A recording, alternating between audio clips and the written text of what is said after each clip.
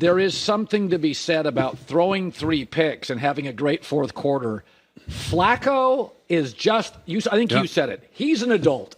No doubt. A lot of good games, bad games, good halves. I watched that and I'm like, Flacco has a short memory. Yeah, and it wasn't perfect. If you saw his post-game interview with Laura Oakman, who asked him some great questions, but he's like, God, I have this pit in my stomach. Like, he knew what was at stake and what was happening. But at a certain point, he knew, I'm going to get this ball back and we're going to make it work. And that's 2 weeks in a row, a team has tried to pressure him, and he's known the answer. He's had the answer. The week before was Jacksonville. They bring a little extra pressure off the edge. He knows where his weakness is, starts to drift by time. Njoku, huge play, okay? This week, gets a little pressure. He starts to pump and holds the ball for one more second because they brought simulated pressure, essentially, bringing linebackers and defensive backs and dropping out a defensive end or tackle. And there goes Njoku, and he's trying to navigate, okay, where do I go? And so he holds it for just a half second to lock eyes with Njoku so he could see him throw it and avoid the pressure 2 weeks in a row. But I called him Elf on the Shelf, man. He shows up after Thanksgiving.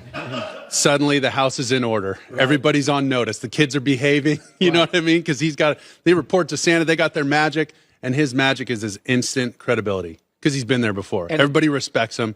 And then the way he plays to finish game, the way he can finish a game in that stadium. I mean, he's got like 10 comeback wins, fourth quarter wins in that stadium, mostly for Baltimore. So he's used to ruining the Browns fans' Sundays.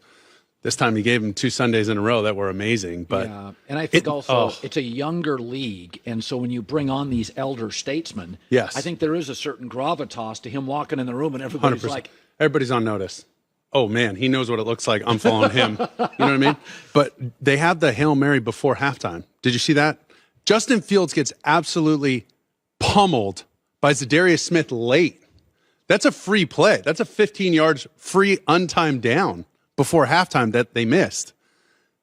That's an automatic field goal, so that's 3 more points.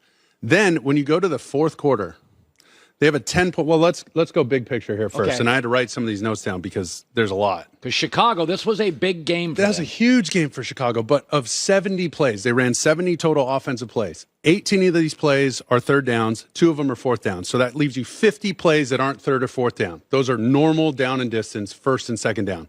Now take out all the goal line plays, all your short yardage plays. And okay, of those 50, where do you want to be? We were just talking about Josh Allen. You were just talking about Josh Allen. He only threw it 15 times, right? Right. Justin Fields threw it 40 times for a little over 100 yards or whatever he threw it for. Yeah. Josh Allen threw it for 94 with 7 completions. You see what I'm saying? Like, I'd rather have him closer to 15 than 40. Yes. Right? And the game started to get away from these guys. The sequencing in the fourth quarter, you're up 10 points, and you start giving this thing away. The 4th and 1 with Justin Fields that he scrambles for it, ends up being a sack. And he just starts to slow down, gets tripped up, huge play, just tapping his foot, and he doesn't get this play. Boom. The Browns go, and they kick a field goal right there. Yeah. Okay? So then the Bears are up 7. Then they get stuffed on a jet sweep. Yeah. The reason I brought this up here is because, just to show you, okay, when guys get the ball a lot, this is my call sheet. Yeah. This is what I use during the game. Yeah. Okay? Yeah. When guys get the ball a lot, there's numbers all under their name. Okay? Rushes, receptions, all this stuff. They handed it, and this is no offense to Tyler Scott, but it's 3rd and 1 in the fourth quarter. You're trying to win the game. This kid's a rookie out of Cincinnati. Look at he doesn't have all these red numbers down here because he doesn't touch the ball that much. So on 3rd and 1, I'm like, what are we doing? Deontay Foreman downhill, speed option, so you have at least 2 options with Justin Fields. Run quarterback power, get the extra hat in the run game. Something. I was just a little shocked on that one. Right? Yeah. And on that 4th and 1, by the way, they were on the plus 33. They could have kicked a field goal again. That's 2 field goals. I mean, I was getting all worked up because it was our game, and I was fired up about it. But you felt the game start to they killerly lose it, to kind of give it away, and then Joe Flacco took over. And then the offense finally made a play. But if you're going to give them 6 chances to make a play, well, one of them, they might just make a play. You see what I mean? Like that's where good teams figure it out. They understand their sequencing. They understand what numbers they have to hit in the run game versus pass game. Yeah. And if you have 50 of those plays and you're going to call 30 runs and 20 passes on normal down and distance, I want those 20 passes 5 of them to be actual drop back, 5 to 7 step. Yeah. Go through a full progression, 5 to 6 man protection, fine. But they're giving up sacks on 8 man protection on 2nd and 7 with the lead late in the game. That's crazy to me. You only got 2 guys in the route. How are you getting sacked? So, Montez Sweat kept him in the game. Yeah, he's been a great addition. The guy's leading 2 franchises in sacks, by the way. Are you kidding me? Yeah. So, there's pieces there. There's enough there. And I think of Justin Fields a little more like Cam Newton. He's hard to bring down. He can run quarterback power. They used to do that all the time on 3rd and short, 4th and short with Cam. We talked about a mock draft earlier. Chicago's in a unique place. They could still get Jaden Daniels or Drake May and get a ton of extra picks by moving down. You just don't get everything out of Justin Fields if you bring in a guy like that. Not in that town. Yeah, maybe in Jacksonville, maybe in Kansas City, Chicago, maybe in another place. No chance. Then New Justin's York. like, am I the starter? Am I not the starter? If you're going to go get one of those guys, go get him. And they're your guy. That's a good point. But if you're going to keep Justin, then get him some guys, man. And make him like Cam Newton the year he won MVP and took him to the Super Bowl against Peyton Manning.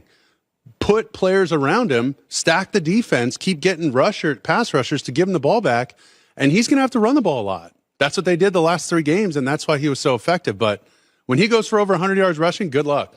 Yeah. Good luck playing against those guys. So they have pieces. They're really close. It's just, what's their formula, their identity, and they can't get away from it. And that's how the Browns took over. So explain to me, at college, I can remember USC teams you played with. Teams generally, because the players are younger, are different at home and away. Mm-hmm. It's just different when you go, even when you go to Pullman or Corvallis, it's different. Cowboys or Browns? Right. Dallas is a completely different franchise on the road.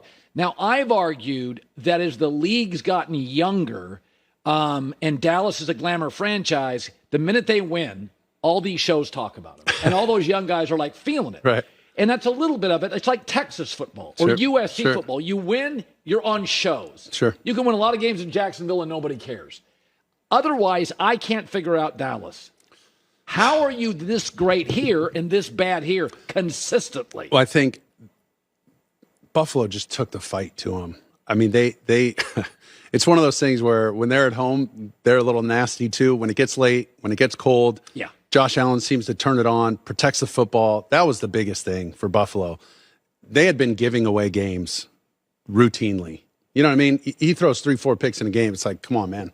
Defense, you saw how hard it was for the Browns to win. The other team has to have just a calamity of errors for you to win games like that and overcome mistakes like that.